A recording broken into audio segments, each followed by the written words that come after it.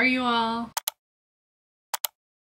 Welcome back to my channel. My name is Peyton, and today I'm going to be wrapping up all the books I read in July and August. It was a wild ride. July being my best reading month, August being by far the worst reading month, and I've been in a book slump since mid-August, which really sucks. I think I may be climbing out of it, but that's for an upcoming vlog. I started and stopped 2 to 3 vlogs because of my reading slump, which really sucks, but I didn't want to force it, and so here we are. But let's talk about the books I did get through, and I'll eventually get to the book that I'm positive put me in a reading slump. In July, I read 12 books, and that also encapsulates Summerween, which I'm really excited to talk about because I thought that was really successful. And then August, I only read 5. I think the combination, I know for sure it was 1 book, but I think the combination of 2 books put me in a reading slump, and I'll get to that at the end. I also want to start off by saying, I know I'm going to not have a popular opinion on a couple of these books. That being said, this is just my opinion, my thoughts. If you loved a book that I hated, great. Love that for you.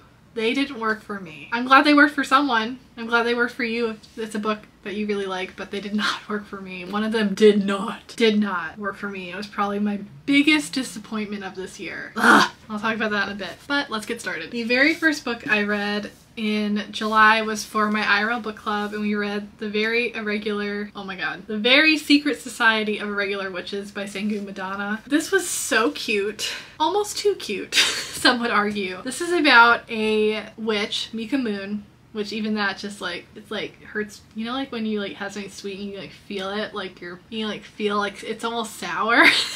How sweet it is. She's a witch, but she has to hide the fact that she's a witch because there is a law or a rule that witches cannot congregate in the same place because they are too powerful, and their power will create some power seismic event or something. They meet like every few months to talk about witchy things, but they're not allowed to congregate outside of that, or they're not allowed to speak to the fact that they are a witch in the real world. But Mika gets around that by becoming a content creator. I think she's like a YouTube star, a YouTube personality where she pretends to be a witch, making potions, brewing teas, witchy stuff. This catches the eye of someone who invites her to this little tiny house on this seaside cliff, and the reason they brought her was to help train 3 orphaned witches. Oh yeah. Apparently there's another rule that, or not rule, there's something that every witch is an orphan, which I don't really go into. They like touch on it for like half a sentence, but I don't remember. I thought it was weird. It might pose problems later on if this continues as a series with the same characters or in the same world. But anyway, so there's the 3 orphaned young witches. I think they're 11, 8, and 6. Or maybe they're a little, doesn't matter. They're 3 orphaned witches. Their caretaker is the librarian at this little home called Jamie, who's a curmudgeon, grumpy. He sees anyone outside of their found family as a threat and could expose the girls or get them taken away from the house. I think if there's a housekeeper, a gardener, and a librarian Jamie, and they all have this found family aspect, which I did really love. I thought this was very, very sweet. And they bring Mika in and teach the girls how to control and harness their power. All very wholesome. There's tea time and baked scones and a greenhouse, and it's all very lovely, all very sweet, all very cozy. I wanted to live at this house so badly. I hated the MMC Jamie. I thought, like, I think there's a difference between being a grumpy sunshine and just being an angry, unpleasant person. I know it was not without reason. Like, he obviously had some trauma. Mika has some trauma, which they touch on. I just didn't like him. I thought he was like really rude and like I didn't like reading about him. I didn't really get their chemistry, which was a bummer. Parts of this worked for me and other parts didn't. I thought the pacing was really weird. Like a lot of the conflict, or the 3rd act conflict, with this being like a cozy fantasy romance, the 3rd act conflict happened like within the last 30 pages of the book and was kind of wrapped up, and it was just like, why even bother? I don't know. It's just the pacing was just really weird, and I don't know, I didn't like it. It is a very sweet, cozy, charming little book. I think it's perfect to read for fall. I would recommend this as a fall read. A lot of it takes place during fall into winter, like November leading up to Christmas, and it's all very sweet and cozy. And I may read her next book, which I think is coming out in November. I may read it. I probably won't buy it. Find out if cozy fantasy is for me. don't know if it's for me. I think I like the higher stakes. I think I like the bigger plots. Every now and then I'll like a book that's just vibes, which is pretty much what I thought this was. And the found family aspect was very touching, but I don't know. This was fine. Then we're getting to Summerween, which I filmed a whole vlog here. I read horror for 24 hours. Maybe that's another reason I went to a reading slump. I read so many books in 24 hours. Or I had such a large TBR for that, which I don't think I'll ever do again because I don't think it works for me. And I felt kind of rushed to read my TBR that I made myself. It's no one's fault but mine. But yeah, I don't think I'm ever gonna do that again because I love to read for pleasure. I don't like to feel rushed, and I don't know why I put that kind of pressure on myself. But this was a ton of fun to film. So I'm gonna graze through these six books. I'm gonna graze through these books, and if you want deeper thoughts and my reactions or more from it, please check out this vlog. The very first book I read for that vlog was quite a surprise, and I really loved it. It's a YA horror called I Feed Her to the Beast and the Beast is Me. This was really great. I was so surprised. This is a blood-soaked book. This is about a ballerina, Laurence, in France, who is the only black ballerina. She is extremely talented and like top marks, all this stuff. And she keeps getting passed over for these bigger roles or positions within the ballet. It's horrifying and it's heartbreaking to read like what is said to her and what she goes through. And she gets a tip off that if she wants to be better or get more out of life, that she should go in the Paris catacombs, and there is something she will have to do in order to get this power, and that's what she wants. She wants to be powerful. She doesn't want to be denied anymore. Very atmospheric, bridging like horror but also bridging into fantasy, and like the imagery in like the Paris catacombs and the ballet. It's like Black Swan meets, someone said Black Swan meets Ace of Spades. I haven't read Ace of Spades, but if you have read that and have seen Black Swan, like maybe you'll get a bit of a picture of this. I just want to show because I thought this was beautiful. The inside cover. I love this. I said in the vlog, but I wish this was actually the cover because I think it's so striking.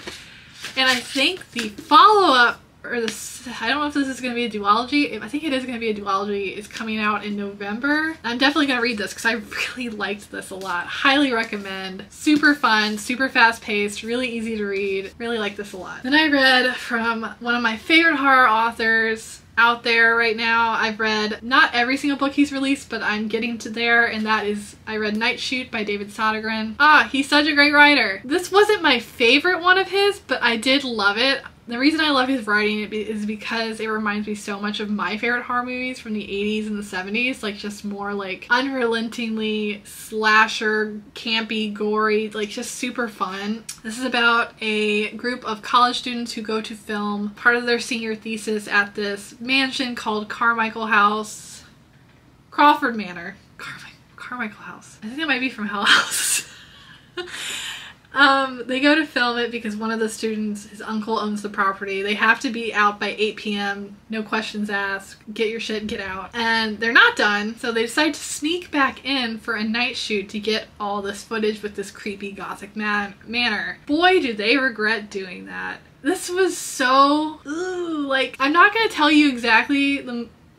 Should I? I feel like it might be a spoiler if I tell you what it reminds me of. Never mind. I might save that because I'm going to include this in my if you like this horror movie, read this horror book. This is going to be in it, and I'll talk about that more then. Very gory, very over the top, just great, funny. I felt like the main issue I had with it is like the main male character is so unrelentingly misogynistic. I know that was on purpose. It was a commentary on the genre and the time period. It was like so heavy-handed that it was so unpleasant to read that kind of knocked this book down for me a bit. But it came back around with the kills and everything. It's so wildly entertaining. I still really liked it, but yes, I guess if you have an issue reading that, I don't know. It wasn't the best thing to read, but I will say it has a satisfying rest of the book and ending. Then I read a little book, which is What Feasts at Night by T. Kingfisher. This is the second book in the Sworn Soldier series. I don't know if she's actually going to write more, but this follows What Moves the Dead, which I read towards the end of last year. When did I read that? Whatever. Within the last year, I've read What Moves the Dead. This is the second book, but it could also be a standalone. They do reference part of book one at the beginning, but it's more of like an isolated story. It follows the events almost immediately after What Moves the Dead, and following Alex, who is the main character in What Moves the Dead, and they're going back to their hometown and their home, which is they found to be severely neglected, and the town is murmuring of this disease that has killed a few of the residents. Urban legend folklore about this ghost that comes in and sits on your chest when you're dreaming and sucks your soul or something like that.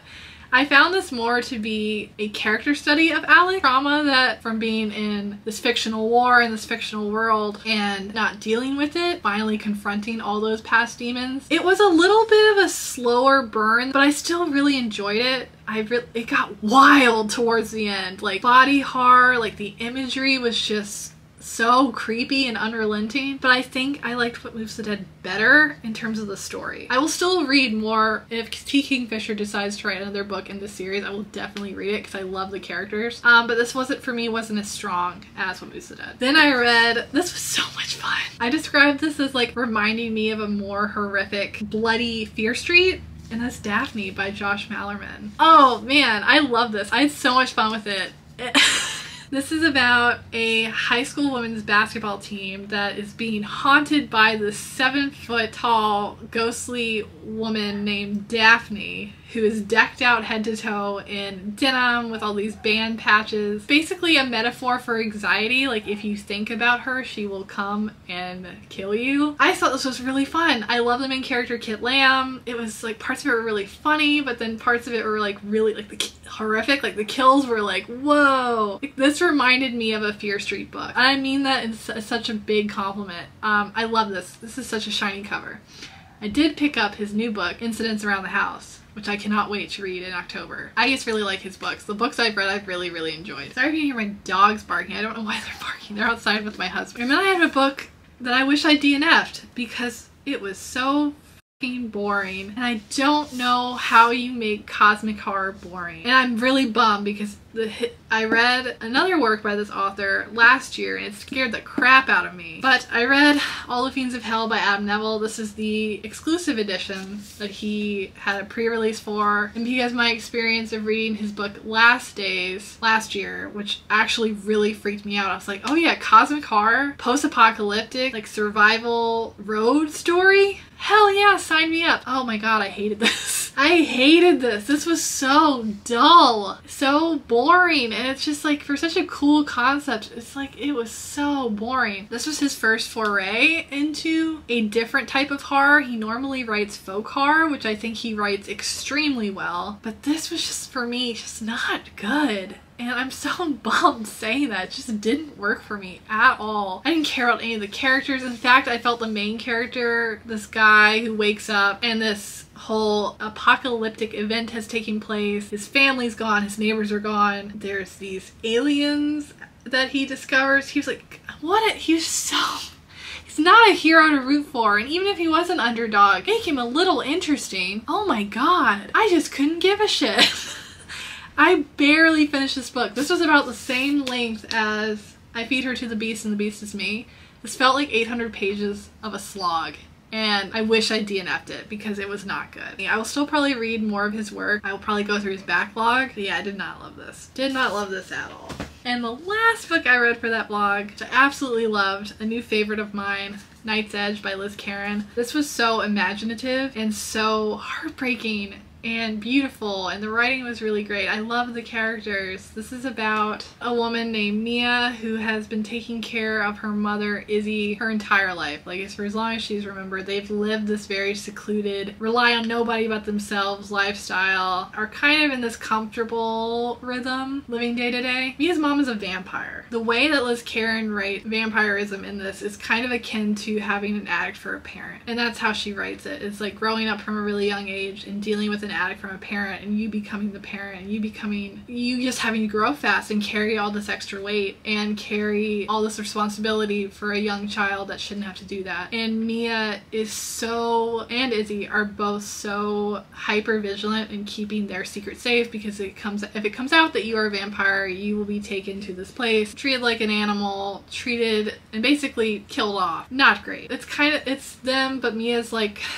Mia hasn't really led a life of her own, and she has this romantic interest that she gets tangled up in, and she thinks it might be time to just figure out a way to live her own life away from her mom, and she finds that that's going to be a very hard thing to do. And I love this. There is a yes, Rosie. I love this. There is a sequel I have on hold at the library called First Light that is follow-up to this. It's just 2 books, so I really love this. I think it's great to read. It's set in the summer, but I think it would be great like spooky season reading too. Like highly recommend. So that was my summer ween vlog. Other books I read towards the end of the month. Okay, sorry, I had to get up for a second. My Luke is filling up the baby pool for the dogs in the back, and they were barking and playing and having a good old time. Next book I read the 3rd book in Lightfall, which is The Dark Times. This is a middle grade fantasy. I would say cozy fantasy, but I feel like there are higher stakes. There is a lot more action involved, but it still is a middle grade read. And the beginning of the series, this follows Bee, who is the niece of the Pig Wizard, and the Pig Wizard has gotten lost, and Bee and a Galdurian named Cal go on this mission to find him and also figure out why the light is dying in their world and how they're going to restore it.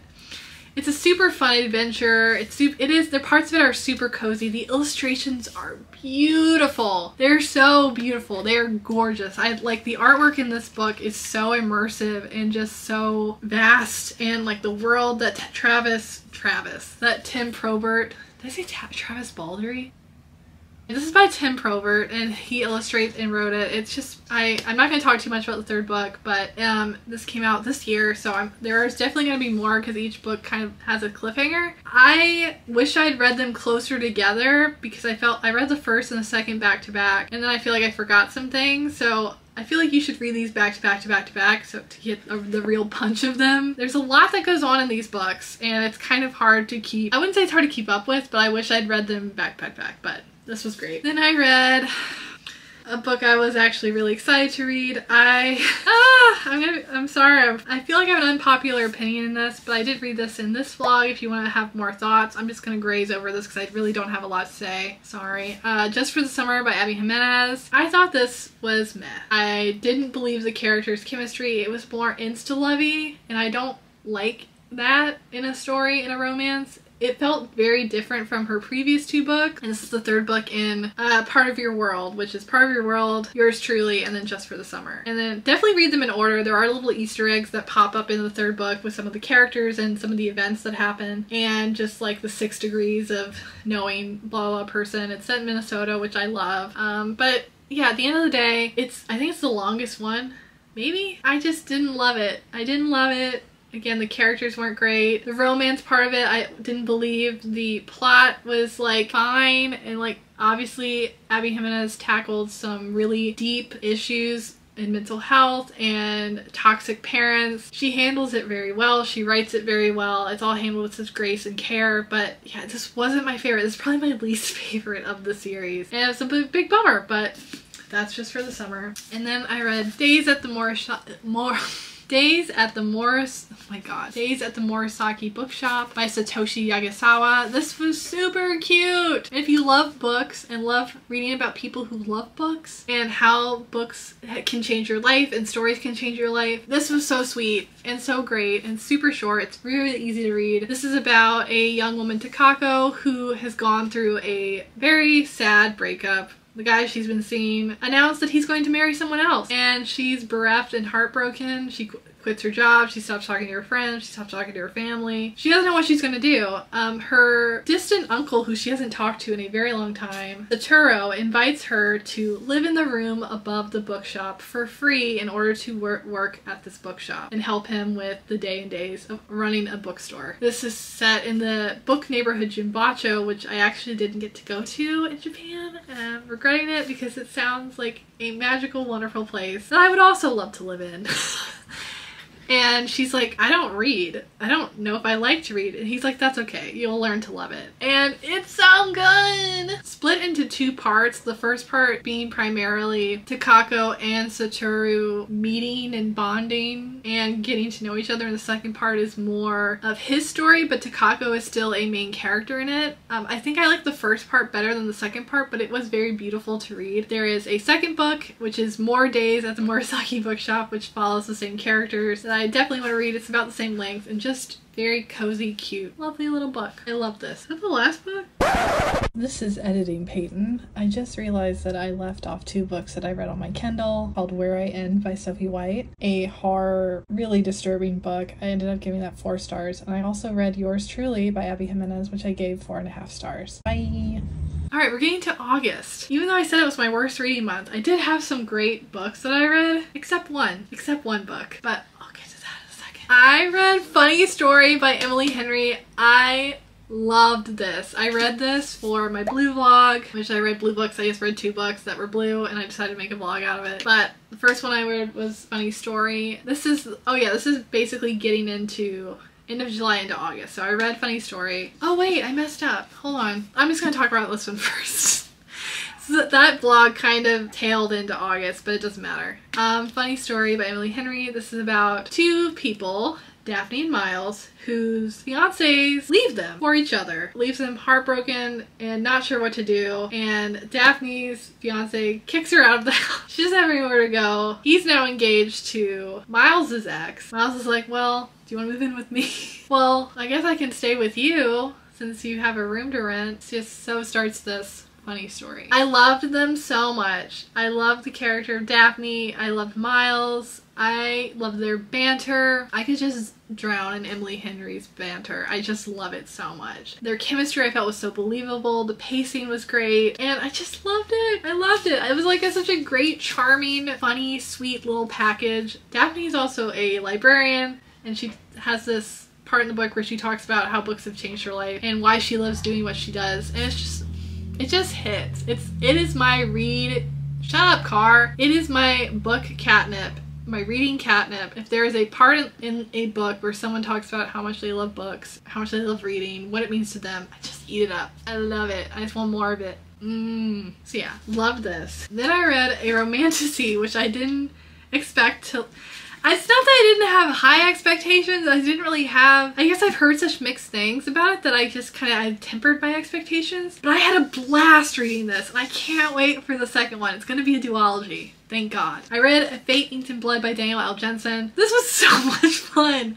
I hadn't read a romantasy in quite a while. This is a Norse-inspired fantasy. The main character, Freya, is a shield maiden. She's had to hide that because it is foretold that as a shield maiden, she will bring about the next king, next ruler of this country. Her family doesn't want her to be used by men, so they ask, like, you gotta keep the secret. You can't tell anyone. But she desperately wants to fight, like her brother, for the Jarl, go into war, go into battle. And she wants that life, but she's... At the beginning of the book is like, she's a miserable housewife to an absolute shite bag. And he basically shows her hand that she is a shield maiden in front of the Jarl. And the Jarl's like, I want her. She's mine. Come with me. You're my new wife.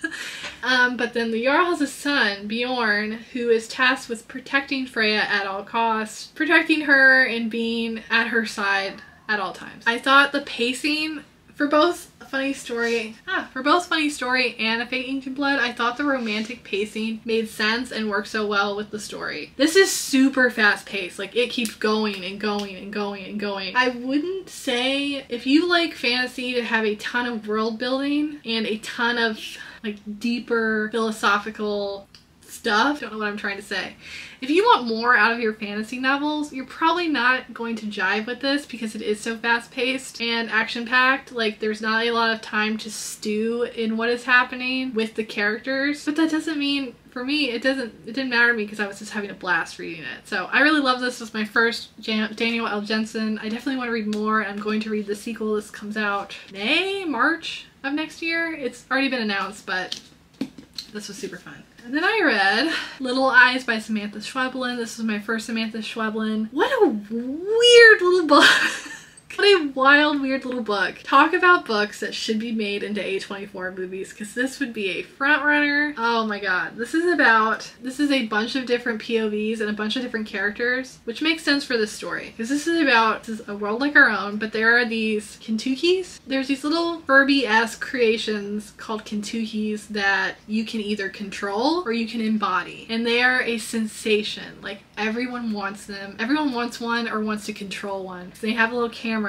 If you are the dweller person inside the Kentucky, you can follow, like, be with this person. I think there's one in Lisbon. There's Zagreb, Antigua, Lima, South Bend, Oaxaca. Like, you can be anywhere in the world with whatever kind of person. It could be as boring as watching someone get ready for work and this being inside their apartment all day. They're like little pets. Or you could be with someone who is doing not great things. You're viewing all of that. And they're not regulated. These little things are not regulated. So you follow a bunch of different perspectives. I think my biggest issue, which I say that lightly because I still really enjoyed this book, is for such dark subject matter, because there's some stuff in this book that's like, the first chapter is like, oh my god, this book is it's gonna be that kind of book.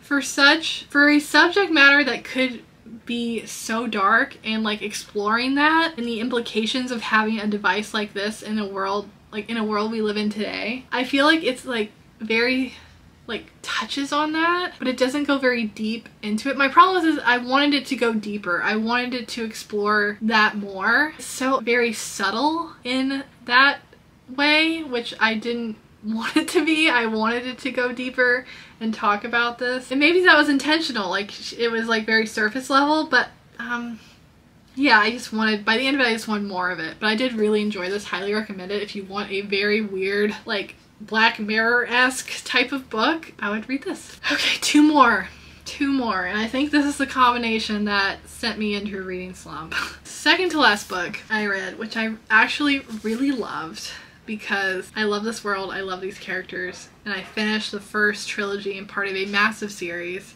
That is Assassin's Quest by Robin Hobb. This is the final book in the Farseer trilogy, which is the first trilogy in the Realm of the Elderlings. This is what it looks like. So I finished that part at the beginning. This is a tie-up of a lot of what happened in the first two books following FitzChivalry, who in the very first book is a little boy. He's 6. He is a bastard to a prince in waiting. The first two books are him growing up, being trained as an assassin because they can't do nothing with him because they're afraid he'll want to take over the throne or whatever, so they think having him closer is better than not. But it's him growing up with this big burden that he didn't want, this life he didn't necessarily want, him falling in love, him get attached to some of these characters so deeply, and there's so many heartbreaking moments, and it like makes me tear up if I think too much about it. The first book, Assassin's Apprentice, is by far my favorite of the first trilogy, and it's the shortest one. This one's almost 800 pages. She is such a great writer of her characters. Like I was talking about A Fading to Blood, but this is like she goes very deep into her characters. There are more character studies. I wouldn't say there's a ton of action in these books. There is, but there's not. It's more like there's a lot of politics and there's a lot of talking. There's a lot of being inside Fitz's head as the main character. It's a very slow burn, but to me, it's such a great payoff at the end of her books, and like the characters you fall in love with so deeply. I cannot wait to read the rest. The next trilogy is the Live Ship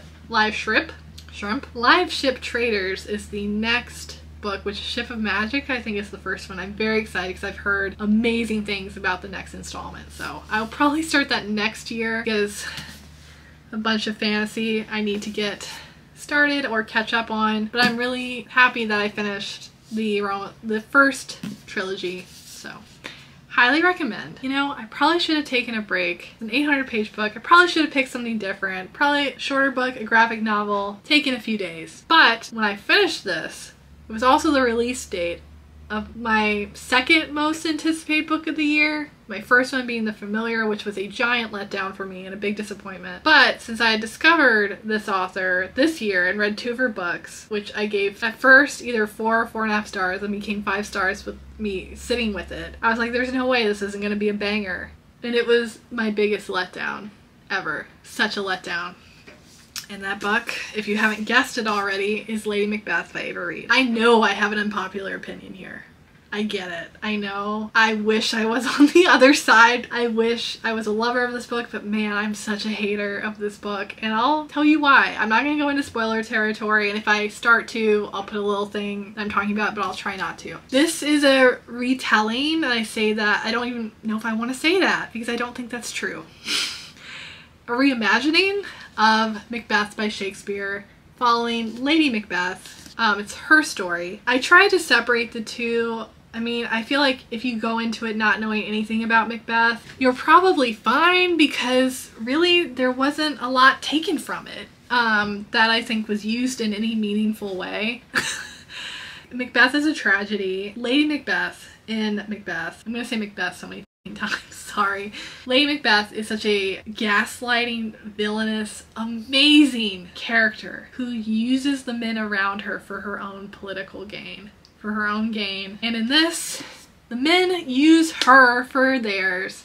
And why Ava Reid decided to, I kind of wish she had just had, like, there really wasn't anything she took from it. There's witchy aspects in it, like there are in Macbeth, but to me, this was such a flat story. Flat characters, flat story. The pacing was all over the place. It didn't really become a fantasy novel until like the latter part of the book, which by that point I didn't even care because it was introduced in such a like shoehorned way. In this, Lady Macbeth is Roskilde, who is 17, which why? She is married off to Macbeth, who is a Scottish prince, and it is said that because she has been born cursed, that her eyes will drive madness in men.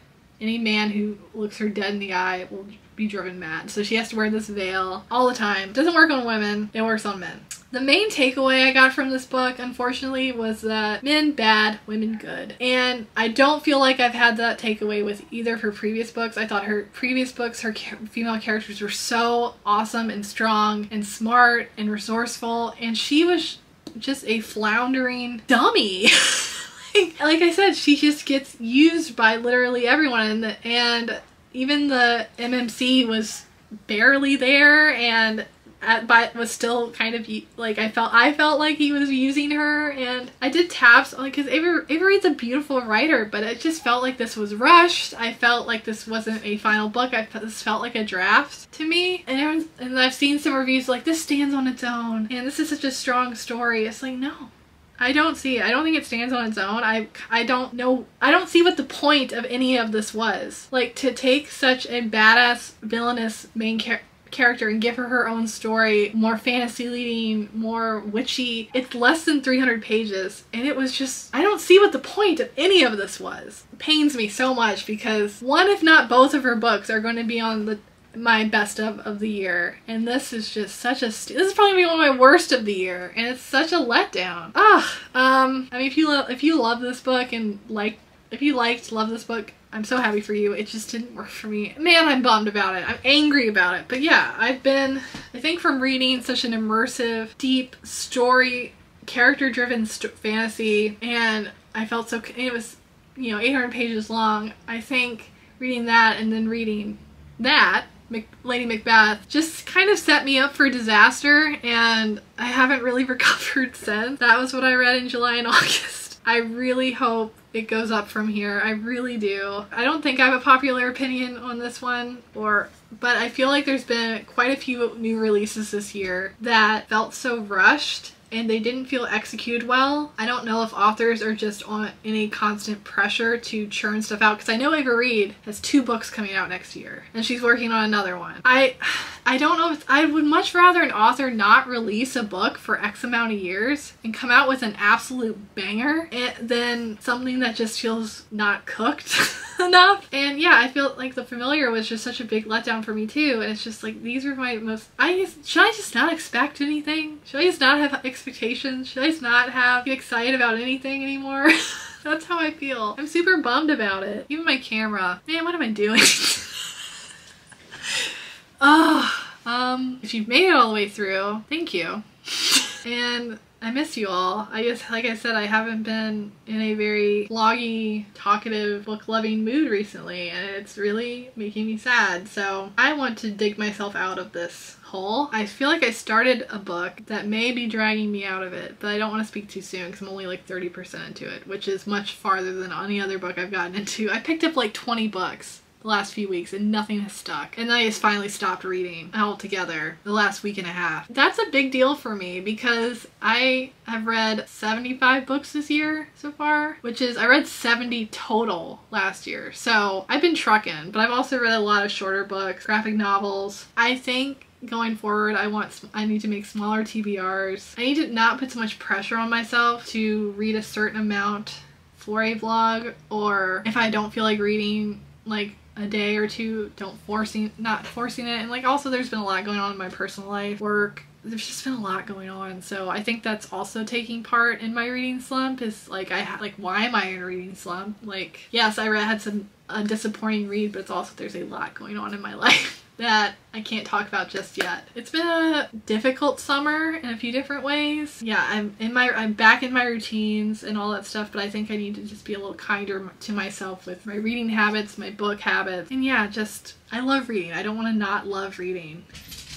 Rosie! Oh, you're all wet. Were you in the pool?